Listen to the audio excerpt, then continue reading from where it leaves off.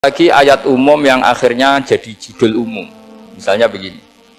Kita tahu cerita Nabi Khidir, di antara ceritanya ada satu kampung itu pelit. Makanya orang pelit itu wajib didendami. Karena Nabi pun itu baik-baiknya orang. Kalau sama orang pelit tetap dendam. Karena buruk-buruknya orang itu orang pelit. Tahu kan alamatnya orang pelit? Qoribun minan nar, ya dekat-dekat neraka itu. Karena al-bakhil qoribun minan nar, ba'idun minal jannah. Jadi kalau sama tanya alamatnya ya dekat-dekat neraka. Singkat cerita, Nabi Musa dan Nabi Khidir itu kecapean sekali masuk satu kampung. Karena saking kecapean, lapar, minta kampung itu menyediakan makanan. Istatama itu mereka minta makan, saking laparnya, saking karena di perjalanan yang melelahkan. Istatama ahla fa'abau ayyudhayifuhuma. Tapi kampung situ kampung pelit. Jika semuanya tidak mau yang ngasih apa? Makan. Tapi pas mau keluar dari kampung, ada tembok, ada kayak prasasti itu, yang mau roboh. Yang mau apa? Roboh. Terus sama Nabi Khidir, tembok yang mau roboh ini ditata jadi baik lagi. Nabi Musa kata Nabi Musa, kok kurang pegawaian mau medit, pagri mbok urusi. Jadi makanya dendam sama orang meditnya agak sunat.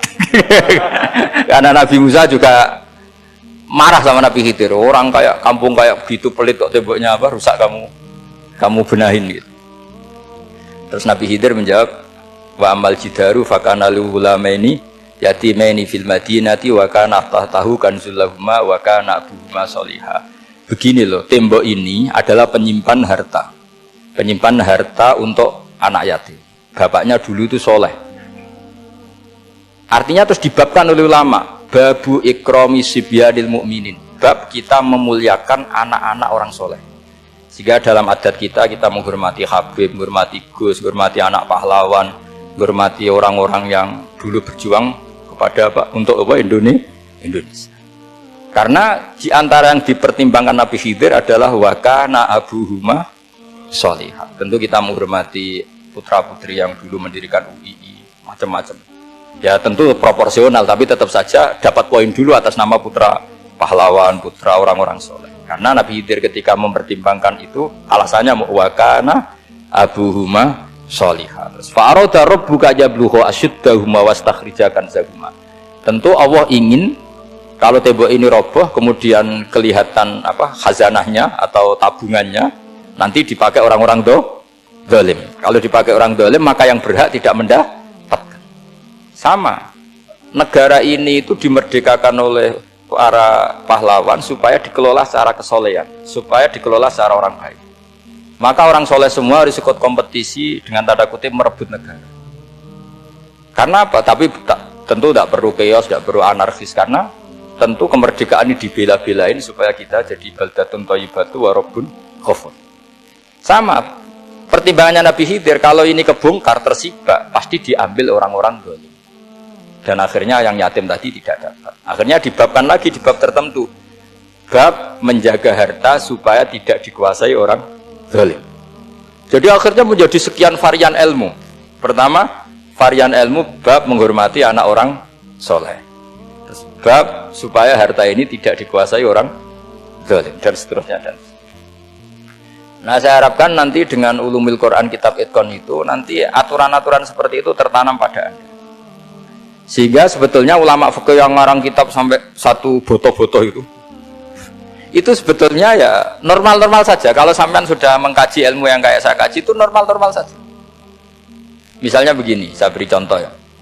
Orang munafik itu disifati Allah gimana? Wa idza qamu ilas sholati qamu kusala. Orang-orang munafik adalah orang ketika mau sholat itu bermalas-malasan. Terus kitab Fathul Mu'in atau Fathul Wahhab atau kitab semua kitab fikih bikin judul gini. Saya masih ingat takbirnya. Wa yusannu nasyatun li sholatin. Disunatkan kalau sholat itu ketok gumrigah, ketok semangat. Fa inna Allaha ta'ala dzamma tarikihi. Karena Allah mengkritik atau menyalahkan orang yang kalau sholat itu tidak nasyat, tidak gumrigah, tidak semangat. Mergo seperti itu adalah fi'lul munafikin, perilakunya orang munafik. Terus ditulis wa idza qamu ila sholati qamu kusala. Artinya di situ Allah mengkritik orang munafik. Kenapa? Karena kalau sholat males-malesan. Anda ingin bersifat kayak orang munafik apa bersifat kayak Rasulullah? Tentu ingin seperti Rasulullah. Kalau ingin seperti Rasulullah ya wasari'u ila maghfiratim mir rabbikum. Kalau ada kebaikan harus cepat-cepat. harus disegerakan. Nah, sehingga nanti babnya ya sudah tidak tentang orang munafik. Babnya begini, babul musyaroah ilal khairat wa tarkil kasli. Bab bergesa-gesa atau bergegas dalam kebaikan dan meninggalkan males. Jadi tidak lagi tentang sholat, tapi tentang kebaikan apa saja.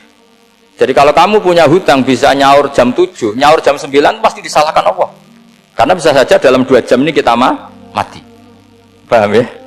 Begitu juga kalau kita sholat bisa awalal waktu, kenapa tidak awalal waktu? Meskipun akhir waktu ya dibolehkan. Itu ya tadi babnya ya tentang wa idza qamu, orang munafik itu ya seperti itu. Akhirnya apa? Ayat ini turun tentang orang munafik tapi pemaknaannya